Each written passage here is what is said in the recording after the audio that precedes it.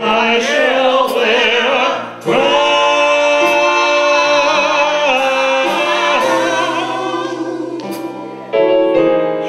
when it's all over. The storm. Sneaky suspicion that Jesus realized his daddy was at work. I can't explain it, but I got that suspicion. Yet the disciples wake Jesus up, and Jesus does what? He gets up and says, peace.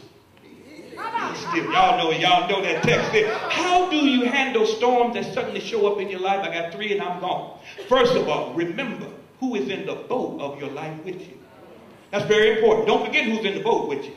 Don't forget who's in the boat of your life. You don't have just anybody in your boat. You have the Lord of life with you and in you. We don't have an absentee God. Our God is not far off in some Mount Olympus playing chess while we are struggling. Our God's name is Emmanuel. In the Hebrew, that means God is with us. And as long as God is with us, that ought to be enough right there. You got God on your side. He is not above you. God is with you. Paul said it like this: if God be for us, then who can be against us? All we need is to know that God stands by your side. Here is my favorite hymnologist, Trinity, who says, when the storms of life are raging, when the world is tossing me like a ship upon the sea, thou who rulest wind and water,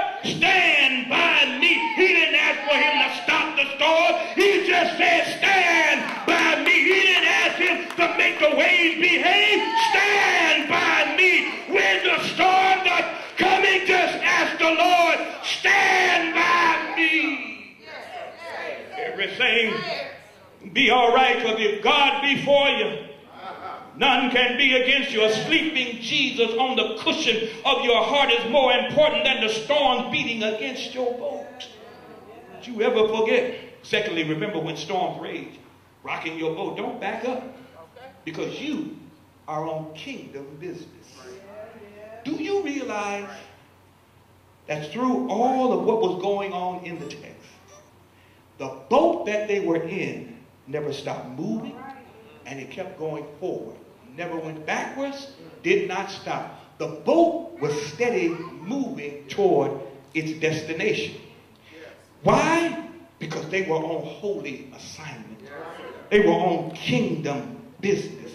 You are on kingdom business. When you are doing the work of the Lord, when you are serving the Lord, when you are trying to please your God and storms come up in your life, don't you let the storm scare you into backing up. Don't you let the storms frighten you into cutting back. Don't you let the storm mess with you and get you to take a detour. You are on kingdom business. Your responsibility is to press on through the storm. Now, if you need to call out to the Lord, you go right on ahead and call out. It wasn't a bad thing that the disciples woke Jesus up and called out in fear. That's what they were supposed to do. Sometimes we got to call out to the Lord in fear, because some things are overwhelming to us. It wasn't bad that they called out. It would have been bad if they called on each other. It would have been bad if they called Oprah. It would have been bad if they called Dr. Bill. It would have been bad if they called the jug buddies and hot head partners. It would have been bad if they called somebody ain't got no business, but they called on the Lord.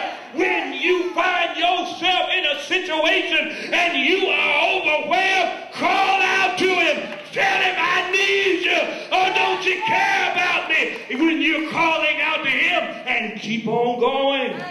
Beloved, you are on kingdom business. To have the ability to support yourself is kingdom business. It is a human right, which means it's a God-given right. You have it just because God blew the breath of life in you. To have adequate health care is a human right, which means it's a God-given right. Just because you be in your marriage, it is kingdom business. God is the author of marriage. Don't you back up, because God has you on kingdom business. You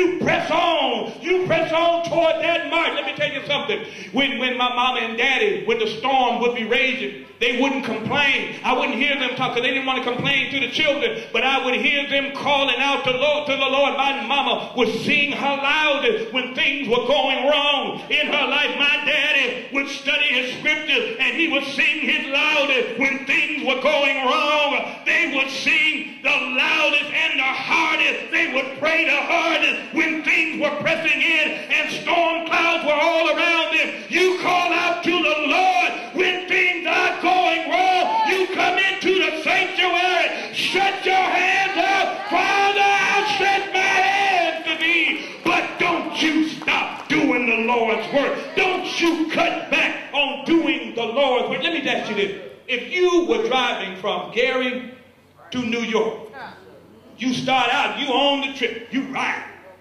Get 500 miles outside of New York. Have a flat tire. Are you going to stop and give up the journey?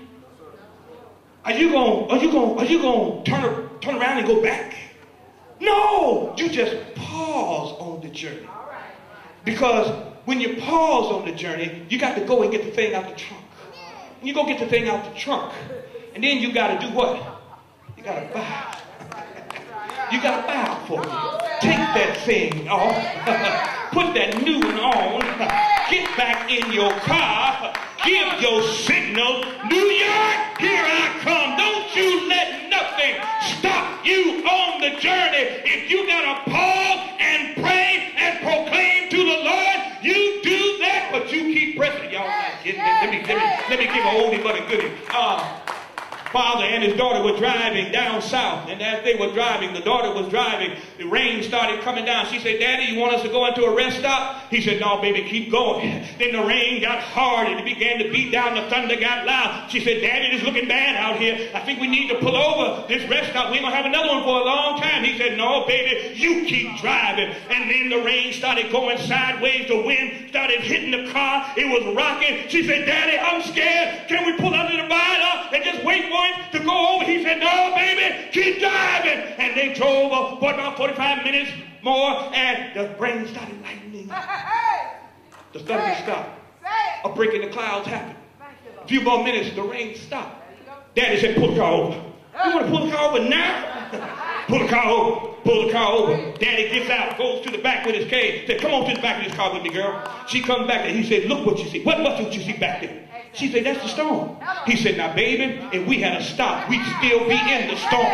You pressed on toward the mark of the high calling in Jesus Christ. God has called us to do ministry. You keep ministering to God's people. You keep being a blessing to God's people. Don't you stay home from church. You come on and get your Holy Ghost octane to handle what's going to happen on tomorrow. Don't you give up and don't you give out. Don't you stop. You keep pressing on. Ain't nothing back there for you. Anyway, y'all ever seen a frog jump backwards? Now, you ain't never seen a frog jump backwards. Once it wiggles its way and loses its tail and gets its feet, frogs don't jump backwards. They jump forwards. Once they get the gift that God gave them, they don't jump backwards. And why would a Christian back up because things get hard? Why would a Christian cut back because things get a little difficult? You are on kingdom business. And when God gives the vision, he will give the provision. Somebody needs to say yes. Now, I delayed on that point for a reason. Because our congregation needs to understand. We own kingdom business. Am I right about it? All right, I'm going to leave it alone now. Finally, know that the one asleep on a cushion of your heart is the one who makes the clouds rise, calls the sun to shine, and commands the storms of your life.